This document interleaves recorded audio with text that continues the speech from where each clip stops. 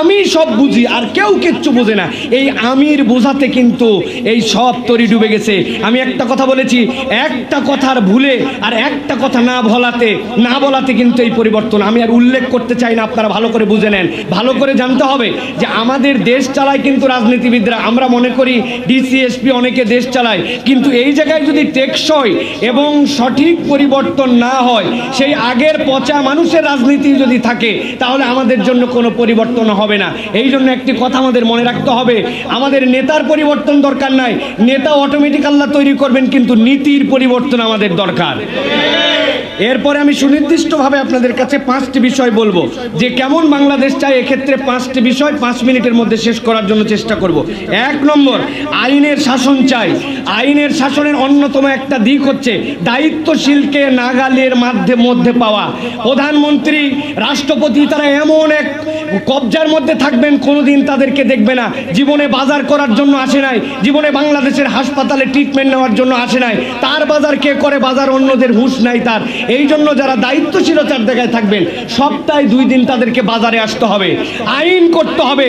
Doctor prescription করে refer করার আগ পর্যন্ত বিদেশে কোনো ট্রিটমেন্ট চলবে না, স্থানীয় হাসপাতালে তার ট্রিটমেন্ট নিতে হবে।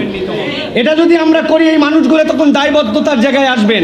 সুতরাং আমরা এটা বলবো, আইনের শাসনের এটা অন্যতম দিক। সাথে সাথে বলবো, পুলিশেরা, আপনারা ভাইয়েরা, আপনাদের এই পোশাকের প্রতি এমন পরিমাণ বাংলাদেশের মানুষের ঘৃণা জন্মেছে, যারা বর্তমান দায়িত্বে আছেন, অন্তত পুলিশের পোশাকের কালারটা পরিবর্তন করেন। এই কালার আমরা দেখতে সহ্য করতে পারি না। 2 নম্বর, এই কালার পরিবর্তন করলে হবে না, কেবল পুলিশের ভিতর থেকে আমাদেরকে পরিবর্তন করতে হবে। এই জন্য এটা হচ্ছে দ্বিতীয় বিষয় আমাদের জন্য। 3 নম্বর বিষয় যেটা বলবো, সেটি হচ্ছে দুর্নীতি দমন। দুর্নীতি দমনের ক্ষেত্রে জবাবদিহিতা না থাকলে কখনো দুর্নীতি দমন হয় না।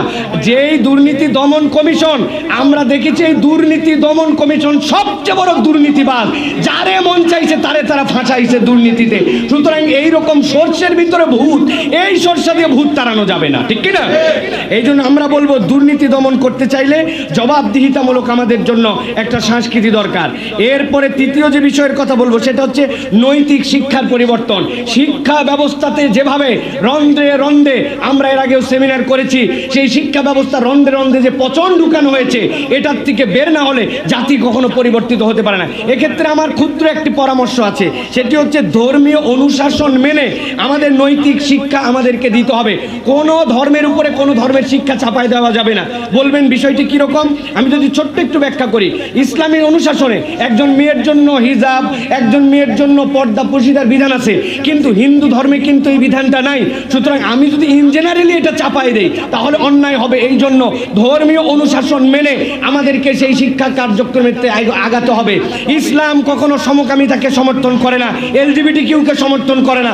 আপনি মুসলমানের অধিকাংশের দেশে এই শিক্ষা ব্যবস্থা চালু রাখবেন, আবার মনে করবেন সমাজ পরিবর্তন হবে, রাষ্ট্র উন্নত হবে, এটা কখনো সম্ভব নয় এবং বাংলার জনগণ এটা মেনেও নিবে না। এটা অগ্রিম আমরা বলে রাখলাম। LGBTQ সমকামিতা এই শিক্ষা ব্যবস্থায় থাকতে পারে না। এখান থেকে আমাদের প্রহসনমূলক শিক্ষা ব্যবস্থা সংস্কার করতে হবে। চতুর্থ বলবো, খাদ্য নিরাপত্তা। এখানে বুকে হাত দিয়ে বলেন, এই দেশে 1 গ্লাস পানি আমরা একদম নিশ্চিন্তে খেয়েছি, এরকম আমরা কেউ বলতে পারবো না। আমাদের ভয় লাগে, রাস্তাঘাট সব জায়গাতে খাবারে বিষ, দুর্নীতি।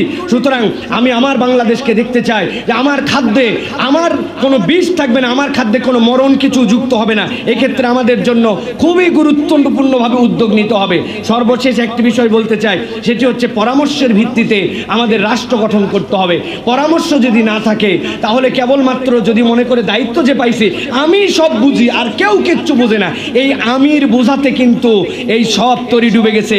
আমি একটা কথা বলেছি, একটা কথার ভুলে আর একটা কথা না বলাতে কিন্তু এই পরিবর্তন। আমি আর উল্লেখ করতে চাই না, আপনারা ভালো করে বুঝে নেন। একটা কথা বলার ভুলে আর একটা কথা না বলার কারণে আজকের এই বাংলাদেশ আমরা পেয়েছি।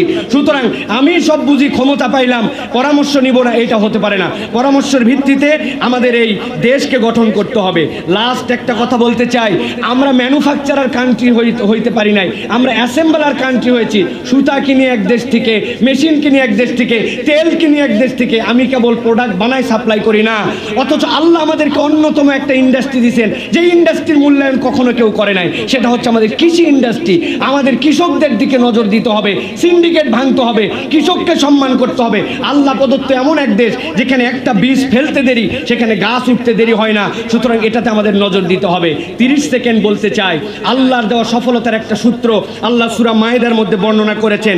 সেই সূত্র হচ্ছে, তোমরা যদি সফল হতে চাও, আল্লাহ বলছেন ইয়া আইয়ুহাল্লাযীনা আমানু ইন্নামাল খামরু ওয়াল মাইসিরু ওয়াল আনসাব ওয়াল আজলাম রিজজুম মিন আমালিশ শাইতান।